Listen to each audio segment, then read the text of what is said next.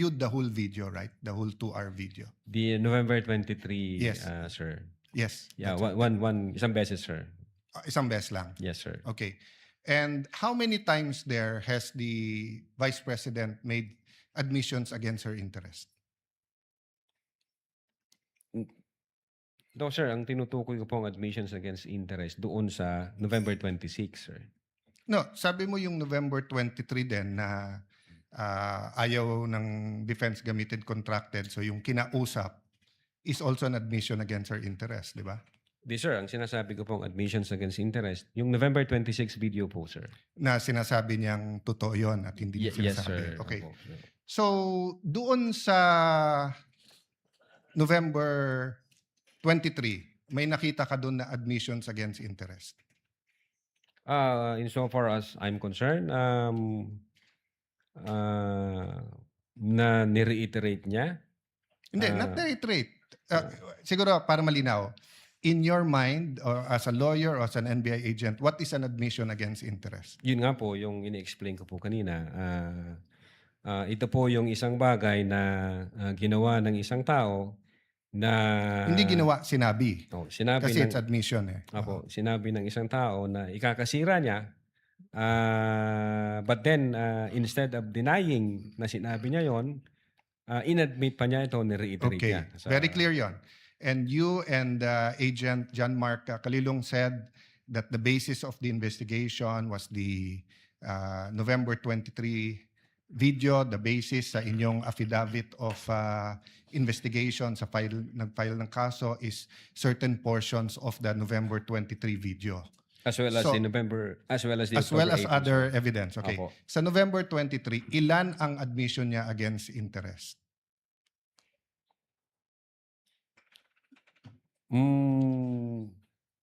Ang sinasabi ko pong admission against interest, This yung is a new November question. 26. This is a new question. If you evaluated well the November 23 video, is there any circumstance in that video that you believe that the Vice President made admissions against her interest? Plain ho yung utterance niya doon, Your Honor. Yung nakita lang ho namin, yung utterances niya.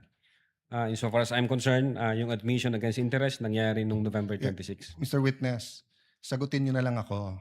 Lahat ng admissions are utterances. Yes, sir. Okay? Admissions is verbal.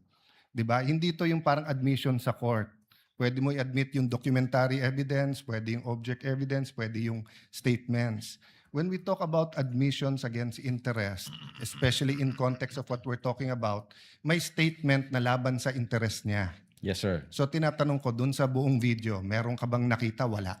Yes or no lang yun, meron or wala. O meron at wala, hindi yes or no. Kayo nag-evaluate nun eh. Meron o wala? Admissions against her interest. Yes, sir. The fact na in-utter niya yun. O which one nga? So meron ilan at ano yun? A little leeway, Mr. Presiding Officer, kasi hindi natukoy masyado yung tanong. Senator Yes. Judge Alan may proceed. Yeah. So which statement that? That one you're mentioning now. So yung sagot mo, meron. Ang understanding ko, sir, nung sinabi ko yan, I'm referring to the November 26, 2024. Mr. Witness, paulit-ulit tayo. Yes, sir. Burahin mo na yung pinag-uusapan natin you're referring to. I'm asking you a direct question. Yes, Sa sir. November 23, meron o wala bang statements na you will consider in your professional as a lawyer and as an NBI agent in charge of investigating this? Meron ba siyang admissions against interest? Ang tinutukoy ko lang po again, Your Honor, yung 26. No, I don't care. Wala po yung 23. I'm sorry. I don't care, Mr. Presiding Officer, kung anong tinutukoy mo. I'm asking you a direct question. November 23, video. Meron o wala siyang admissions against her interest doon? Attorney Lotok, yes, no, I do not know, I do not remember. We're referring to November 23, not 26. I do not know, sir. Ang Oh, you do not know. Okay. nire-refer ko na... Yeah, don't tell me admission- na. So you do not know. Okay. When she said, kung papatayin ako, may kausap na ako, patayin niyo yung tatlo. Is that an admission against interest? Yes or no? Based on that utterance, sir, yes, I think so. Yes. O kakasabi mo lang kanina, I don't know. Ngayon, yes. O ano pa? Ano pa sa video na yon na admission against interest? Meron o wala? Or I don't know? Yung utterances na yun, sir, Sir, bukod nga doon. to me, sir, yung utterances na yun, that's admission against Sir, interest. klaro na yon. Tinanong ka na ng presiding officer, sagot mo, I don't know. Tinanong kita ng diretso na sa video, biglang you know, biglang sasabihin mo na yun utterance na yon. So ang tanong ko na ngayon, bukod doon, aside from that, Sir, ulitin ko po yung sagot ko. no, you don't need to answer. Yung sinabi ko po na No, I'm admission asking against you, interest. aside from the utterance, the statement, na kung papatayin nila ako, patayin sila, is there any other utterance during in that video that you would consider admission against In so far interest? as I remember, wala na po yun. Wala na, okay. When the Vice President said, yung pinamigay sa DepEd, isn't that an admission against her interest kung may pinamigay? Siya po yung namigay, sir? Sir, Ikaw ang nanood ng video, ikaw nag-evaluate. Ako pa magsasabi sa iyo kung ano laman ng video. Akala ko ba, tinignan nyo ng mabuti yung video? Bakit hindi mo alam yung laman ng video? DSW, ano yun? Sir, pwede ko pong tingnan yung sinasabi No, niyo. no. So you Specific. do not know what the alaman ng video. Again, tiningnan ko po ang video one time and ang nag-review po ng video yung agent on case. Yes, but you're the agent in charge and you're the one who filed the affidavit. Okay, Yes, sir. next question. Nung sinabing mag-people power, tapos ang sinabi niya, hindi yun yung solusyon. O, kung nag-people power, sino magiging presidente? Kung nag-people power at mawawala ang Pangulong Marcos, sino magiging presidente? Siya, sir. Opo. Oh, so hindi ba admission against her interest din? Siguro sa interest niya maging presidente. Pero ang sinabi niya, what? I think so, sir. Okay. So I mentioned 3. So my next question. When you have an admission against interest, do you take the whole admission or you can cut it up into parts?